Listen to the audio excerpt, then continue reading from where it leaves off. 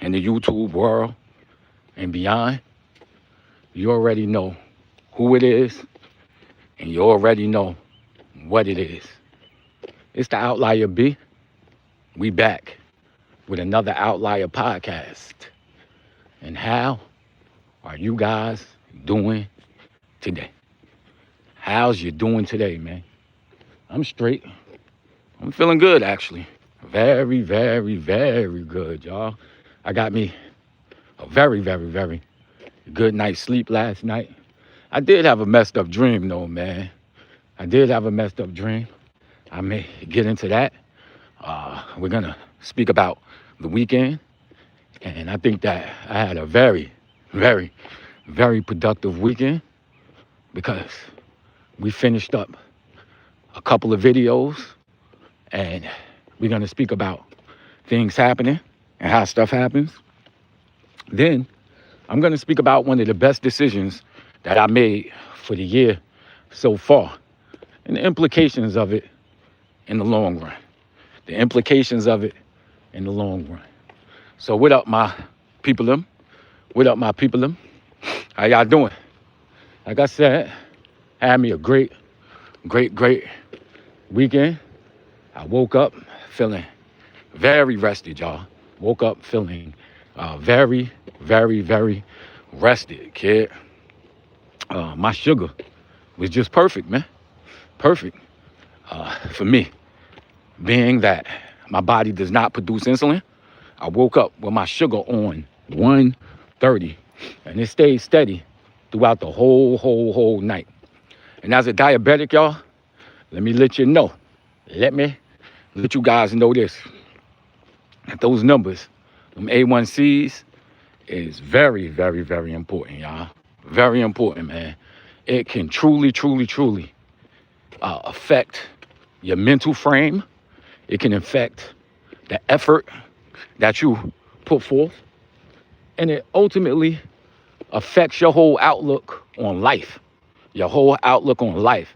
So if you're a diabetic walking around with constant high sugars, we're speaking about in the high 200s, the 300s, the 400s, that will break you down mentally and slow you down, my people, slow you down. So you may have the best intentions in the world, but if those numbers are high and you're not thinking right, you're not gonna be at your best. We got somebody on the check-in. My boy Peter, he came on saying humans don't deserve Earth. That is a great concept that you're saying. Great concept. But let's open it a little further. Humans were created by the Earth in the universe when we think about it. And our exact conditions that you see right now comes from the fact that we evolved from, some people can say we are still apes, which I'll say we are still apes. We evolved from creatures that basically gave us our features, you dig?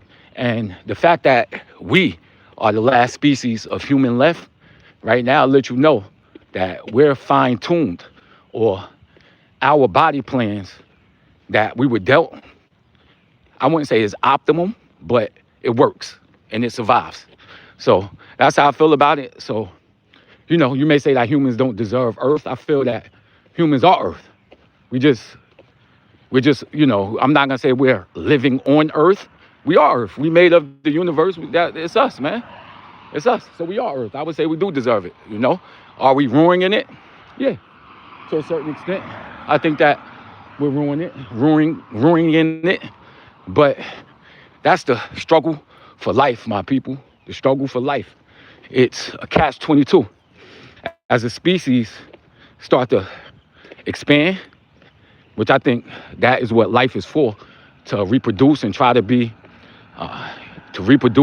spread out. You got limited resources. And with limited resources, you go into different places. That dude just ran that light. So that you go into different spaces. And competitiveness and all of that stuff leads to certain DNA changes. And that is the definition of evolution, my people. That's the definition of a human. The scientific definition, which is the change of allele frequencies over time through environmental factors, baby. Come on, son. We on it. Let me go back and look at that. Somebody asked me, where am I going? Hold on. We got my boy Big Mont on the check-in. He said, feel free to leave. Big Mont crazy. What's going on, Big Mont? Thank you earlier. I put out one of them videos, right? And he corrected me on it, man. I put 31 days in June. I don't know what I was thinking, man. 31 days in June. And Big Mont text me saying, brother, that's wrong. You got to change that. And that ain't the first time he did that, you know? So shout out to my boy, Unstructured Conversations, AKA Big Mont. He's definitely one of the people. I think I made him a mod. I don't know. We got somebody else on the check-in, said, where are we going? We're on our way to the train station. I'm headed to work this morning, my people. Headed off to start the week. Somebody said Nigger. What's his name? Small Pip. He's a funny dude. And then we got another Peter. He came back. Some of is saying SHIT about you, bro. Listen, man, it's cool. You ain't gonna, you know, you can't keep everybody happy. All you could do is just be real to yourself. All you could do is be real about yourself. Yeah. So let's get into what we were speaking about the whole day. I got off speaking about evolution. But y'all got to check the page, man. I had a very, very, very productive weekend. We put out a couple of videos. First video we put out was speaking about the history of New York City subway. We get into it, my people. We get into it, y'all. And it's a very, very, very interesting story. So if you're interested in that type of thing, if you want to learn the history of a city, if you want to look at how one of the largest transportation systems in the United States was born, then go to the page and check it out. It's a very, very, very interesting story, man. Very interesting story. Then we put out another video. We're speaking about the weather for the week of New York. So if you're planning on doing things this week, go check out the weather. I'm working on a couple more videos. I want to do a July 4th weekend guide to what to do in the city, New York City and Long Island. I definitely want to do that. I also want to do a video on Mayor Dinkins, my people. I was doing some research on Mayor David Dinkins back in New York. He was a little bit before my time in the 80s, early 90s, but I look back and I see that he's a polarizing figure. So we're going to get into Dinkins, and then after that, we're going to get into America's mayor, Mr. Rudy Giuliani, y'all. Rudy Giuliani. He's another one of our own, Mr. Giuliani. Now, Giuliani is somebody that I'm really, really, really mixed on, y'all. Really, really mixed on. We got, what's that, Koi. Said, so what's up, chat? What's going on, Koi? How you feeling? Koi said, hi. What's going on, Koi? My boy Pablo retracted a message. What's going on, Pablo? How you feeling? How you feeling, Pablo? So yeah, I'm definitely looking forward to doing that video on Mayor Giuliani. I think that he's had a very long career, y'all.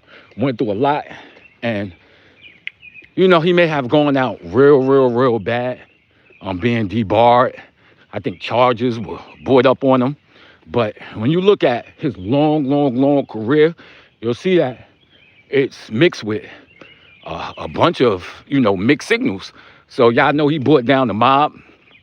Y'all know he was out here giving drug dealers massive amounts of time. And it's like a carryover from Mayor Dinkins. Because when you look at some of the policies with police officers that Mayor Dinkins came up with, Giuliani inherited that. But then he came up with, I forget, broken windows policies and things like that, where a misdemeanor leads to felonies. They have that procedure. So the smallest things that you let go through the cracks end up being large felony issues later on. So Giuliani was attacking people. He definitely helped the crime rate lower out here in New York. At the times, we was having crazy, crazy, crazy numbers, yo. His policies helped that out. Then 9/11 happened. 9/11. And, you know, you got to give Giuliani his props. He dealt with it like a champion. He was that figure that, you know, New York needed at the time. He was very, very strong, gave us a great image, and he handled the whole thing with grace. So you got to give him props for that. But then I guess in his life, it is what it is, and we'll get into that with the video. So keep going on to the channel, man. We got some interesting things going on, y'all. Some interesting things going on. All right. Also, we got to speak about what I told you guys earlier, right? I told you cats earlier. And this goes into me waking up feeling so good, man. One of the best decisions that I made this year, right? And we talking about, it's about to be July. One of the best decisions I made this year was this. People, my diabetes was out of control, y'all.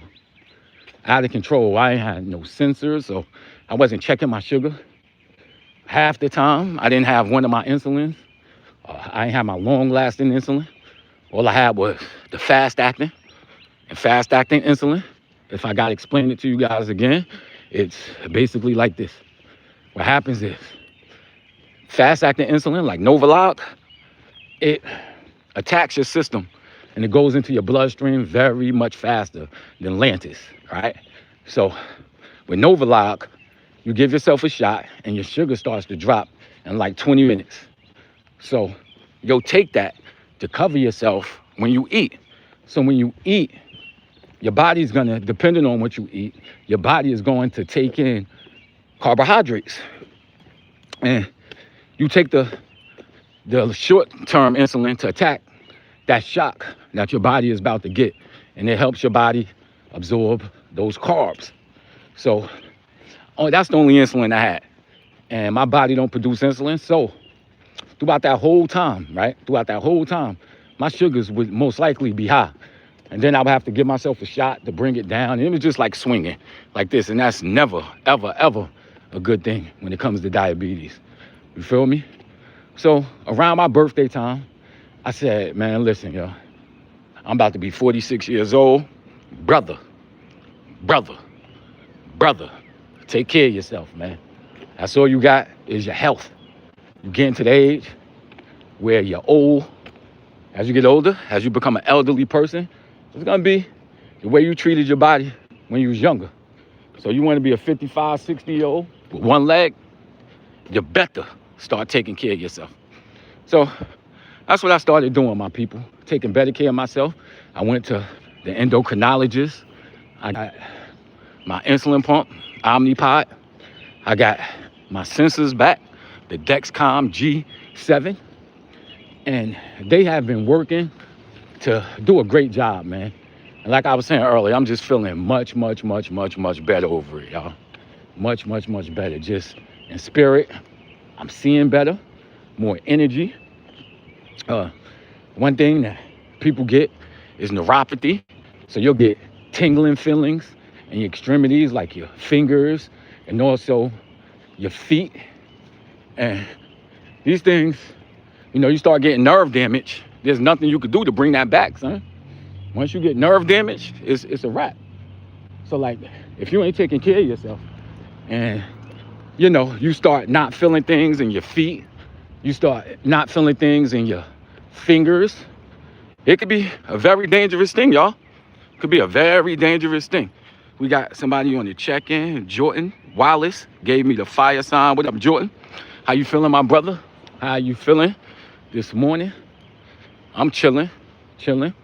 Speaking about diabetes and the complications that it can cause. Because I feel, you know, when we're younger, we don't really plan for the future, man. And we think that our health will always be there, yo. But it's not. And especially coming from my community, you know, coming from the African-American community. Like, diabetes took both of my grandparents, y'all. Diabetes took both of my grandparents, my grandmother and my grandfather. I think I told you about my grandfather before. And you watch a silent killer like diabetes bring down one of the strongest men that you ever known, man. I tell y'all the story of my grandfather because they don't make them like that no more, son. They don't make them like that. My grandfather had 9 kids, yo. His wife didn't work, but he worked every single day. I never seen my grandfather sick until he started getting older. And I mean, he had a deep voice like me. He was a bass gospel singer in his young days. He was one of, just a real man. You understand what I'm saying? From the South, like didn't complain about anything. You didn't hear him gossip. You didn't hear none of that from my grandfather, And he held it all down with grace. Like his grandkids, he took care of. Like it was to the point when I was in the 5th grade, when he was around, he had retired and he used to pick me. And I'm telling you, it was hundreds of us. He used to come to my school, pick me up from school, and bring me to his crib with the rest of us, But listen, man, his wife and both of them, they were from the South, So they had traditional Southern diets, My grandmother could cook her ass off, you know what I mean? But it was fried foods. They put, like, just growing up, you see adults doing certain things. Like, in my family, they would put salt on stuff before they even tasted it, Like, they just put salt on things. And I still see them now doing it. And I'm like, damn, son, you don't even taste your food, but you know you need salt. It's the wildest thing, son. And, that's all they knew. And then diabetes management was harder back then. So, it was definitely different. They didn't have the education about diabetes back then that they have now. But they drank soda all the time. It's like they didn't care about their health. And again, I saw a man who never called out from work, was just always working. He went into the hospital because I forget what happened to him. But all I know is that he caught an infection. He had an infection in his foot. And they amputated a toe. So it started off with them amputating his toe, but he had poor circulation and he got an infection. So it started with a toe, then it went to a foot, and went from a foot to a leg. Then I think something happened, and I think he may have had a heart attack or something like that. But again, I watched a strong, my grandfather was tall, like 6'1", 6'2". Just a physically imposing man. To see that diabetes take him, make him so skinny, make it so he couldn't walk, make it so he couldn't really do much, man. It's crazy. And I feared diabetes, Feared it. Definitely feared it. However, you don't think things can happen to you when you're young. So I spent my 20s drinking, son. Like, drinking like a fish. Like, when it come to drinking, kid, listen, man, I used to say I could drink a whole gallon of vodka, Georgie. A whole gallon. And nothing would happen to me, That's how I used to feel. But I caught pancreatitis, got sick. They took out my pancreas. And the brother don't produce insulin no more in their body, son. Just don't produce insulin no more. So that's what made me a diabetic, y'all. But we dealing with it. But we here. We at the 7-Eleven. And the brother about to roll. About to go into this fine establishment, make me some green tea out this mother. That green tea is good for you, man. That green tea is definitely good for you, kid. Especially as a diabetic, where your joints can get inflamed. It make me feel good, So I established fruit, pistachios, and green tea. Fruit, pistachios, and green tea, y'all. That's what I drink in the morning, But I'ma holler at y'all, man. Thanks everybody for checking in. We're gonna see y'all tomatoes. Yeah.